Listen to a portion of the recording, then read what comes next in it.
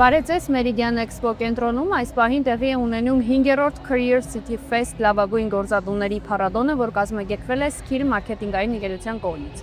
Եվ թերթեմի տաղավարում մենք այս պահին զրուցելու ենք Medu AM-ի հիմնադիր բժիշկ Գևորգ Գրիգորյանի հետ։ Բարև ձեզ։ Դուք Medu AM-ի հիմնադիրն եք եւ ես ցանկանում եմ մեր զրույցը սկսենք հենց Medu AM-ից, հետաքրքիր է թե այս հարթակը բժիշկների կոնկրետ ո՞ր խնդիրն է լուծում, որը որ իրենք նախկինում չէին կարողանում լուծել, եւ ինչ չափելի արդյունքով եք դա ապացուցում։ Տեսեք, Medu AM-ը ինքը ոչ միայն բժիշկների, այլ նաեւ բուժքույրերի խնդիրն է լուծում, դա շարունակական մասնագիտական զարգացումն է եւ օրենքով պահանջվող շարունակական մասնագիտական զարգացման կրեդիտների հավաքագրումն է։ Այն ժամանակ մարդիկ գնում էին գիտաժողովների, օրինակ հիմնականում դրանք լինում էին շաբաթ-կիրակի օրերը, տանից դուրս էին գալիս, գնում էին, հասնում էին, լոգիստիկ խնդիրներ էին ունենում եւ այլն ու ստանում էին, հավաքում էին այդ կրեդիտները։ Ավելի բարդ էր դա մարզային մեր գործընկերների համար, ովքեր որ պետք է օրինակ Սյունիքից, Տավուշից, օրինակ Լոռու Շիրակի մարզից գային, իսկ հիմա իրենք կարողանում են հավելվածի միջոցով մտնել, դիտել այդ գիտաժողովը կամ կուրսը եւ ստանալ անհրաժեշտ կրեդիտները, ստանալ անհրաժեշտ գիտելիքները եւ վերապատրաստվել։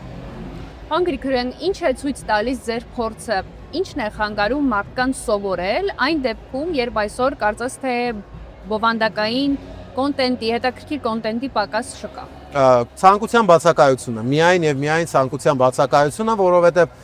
կրթվել ցանկացող մարդու համար ցանկացած հնարավորություն կիրառելի է, այսինքն մարդ ով որ ուզում է ինչ-որ մի բան անի, ինքը ման է գալիս հնարավորություններ, իսկ մարդ ով չի ուզում ինչ-որ մի բան անի, ման է գալիս արդարացումներ։ Դրա համար ասում եմ, որ ցանկության արկայության պարագայում կրթությունը այսօր շատ հասանելի է եւ շատ մատչելի է։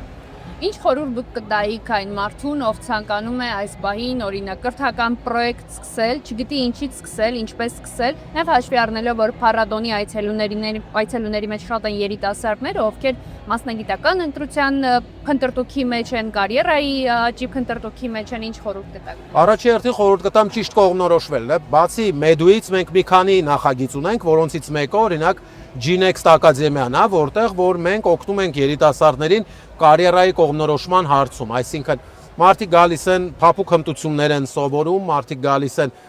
հետաքրքիր օրինակներ են ստանում, իրանց mentorship ենք մենք ապահովում, որ այդ երեխեքը ինչ-որ տարբեր տեղեր կամավորական աշխատանք կատարելով, տարբեր անվանի մասնագետների հետ ինչ-որ շփվելով, հարցեր ուղղելով, կարողանում են կողմնորոշվեն եւ հասկանան ցանկացած ընտրած մասնագիտության լավ եւ վատ կողմերը, դրական եւ բացասական կողմերը եւ կարողանում են ավելի ճիշտ կողմնորոշվել, որովհետեւ հիմա կողմնորոշումը դեռևս կարծրատիպերի եւ ընտանիքի կողմից իրենց դերի պատկերացման վրա է կատարվում, բայց ամեն մարդ պետք է ինքնարեալիզացվի, ինքը պետք է հասկանա ինչա ինքը ուզում, ինչ աշխատանքով է ուզում զբաղվի հետագայում, ինչ գործունեություն է ուզում իրականացնի։ Ժամանակակից տենդենսներն այնպիսին են, որ մասնագետը, եթե ցանկանում է ունենալ պահանջարկ, հայտնիություն, պետք է առնվազն ակտիվ սոցցանցեր վարել, եւ եթե բժիշկների օրինակով վերենք, ստացվում է այնպես, որ շատ պացիենտներ ունենալու համար, շատ բուժառուներ ունենալու համար բավարար չէ միայն լավ մասնագետ, լավ բժիշկ լինելը, պետք է նաեւ սկսել ակտիվ երևալ սոցցանցերում։ Ինչ տպավորություն ունեք, սա ինչ արձագանք է գտել բժիշկների շրջանում, արդյոք նրանցից շատերը դա անում են ուղղակի որպես պիտի անեն, անհրաժեշտություն են դիտարկում, թե նաև իրենց էլ է դուր գալիս խաղի այս կանոնները։ Տեսեք, բժշկական ոլորտում դա շատ տարածված բան է, մասնավորապես Instagram-յան հարթակում մասնագիտական edge ունենալը, եւ ես դա ողջունում եմ, որովհետեւ եթե ժամանակին այցեքարտը թղթից էր, այսօր այցեքարտը քո edge-ն է, որտեղ մարդիկ մտնում են այդտեղ է քեզ փնտրում։ Դրական եմ նայում, ուղղակի շատ կարևոր է, որպեսզի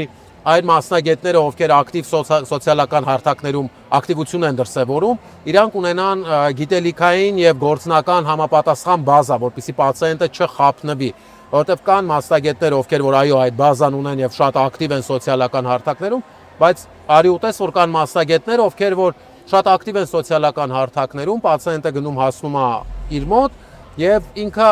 այդքան լավ, այդքան ճիշտ չի կողմնորոշվում զուտ գիտելիքի եւ փորձի պակասի հիման վրա։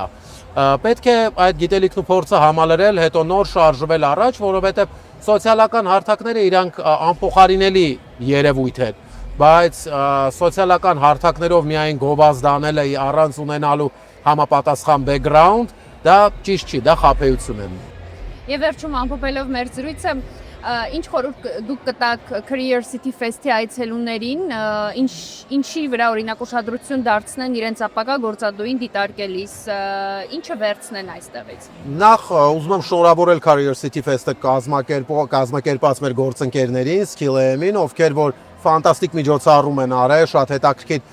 դիսկուսիաներ են, շատ հետաքրքիր պանելներ են։ Ես խորհուրդ կտամ երիտասարդներին, ովքեր որ գալիս են այստեղ, առաջին հերթին լսել այդ սպիկերներին, ովքեր որ ինչ որ իրենց փորձով են կիսվում, ովքեր որ կարևոր խորհուրդներ են տալիս, իսկ գործատուին ընտրելու համար պետք է շփվել գործատուի հետ, այսինքն յուրաքանչյուր երիտասարդ կլինի, տարեց կլինի, աշխատանք ընտրելիս, գործատու ընտրելիս պետք է արժե համակարգը հասկանա այն կազմակերպության, որտեղ որ ընդունվում է աշխատանքի։ Եվ եթե ինքը կիսում է այդ արժե համակարգը, ապա այո, ինքը պետք է գնա հենց այդտեղ աշխատի։ Եթե չի կիսում, իր աշխատանքը անկախ նրանից որքան է վարձատրվելու, իրեն հաճույք չի պատճառելու։ Ուստի շատ կարևոր է, հենց մեր պանելային քննարկմանը դա ենք մենք քննարկում, Gen Z-ի, միլենիալների, baby boomer-ների, այդ սերունդների փոխհարաբերությունը շատ կարևոր է, որ այդ Gen Z-ին, որը որ հիմա մեծամասնությամբ այստեղ այցելուները Gen Z-ն է հենց, հասկանան ու մոտ են մտնում աշխատելու, որտեղ օրինակ բերեմ, ես եւ մեր պանելիստներից մեկը հակադիր կարծիքներ ունեինք, պանելիստներից մեկը ասում էր, որ work-life balance պետք է լինի, այսինքն մինչև X ժամը աշխատել, այդ X ժամից հետո իրանով զբաղվել, իմ համար օրինակ դա Gen Z ներկայացուցիչ էր։ Չէ, հենց դա միլենիալ էր, ինքն էլ էր միլենիալ, բայց ինքը այդ տեսակետը ուներ, իմ տեսակետը այն է, որ աշխատանքը որպես այդպեսին, ինքը գործիք է, կյանքում ինչ որ նպատակ ունեցող մարդու համար, այդ նպատակին հասնելու համար գործիք է եւ մարդը չի դադարում, չէ, նպատակին հասնելու իր միտումը, այսինքն սնվելը, քնելը, նույն հանգստանալը, աշխատելը, սա արվում է իր կյանքի, իր առաքելության, իր նպատակի համար։ Իմ համար օրինակ work-life balance որպես այդպեսին չկա, կա նպատակ, որին գնում ենք մենք բոլորս։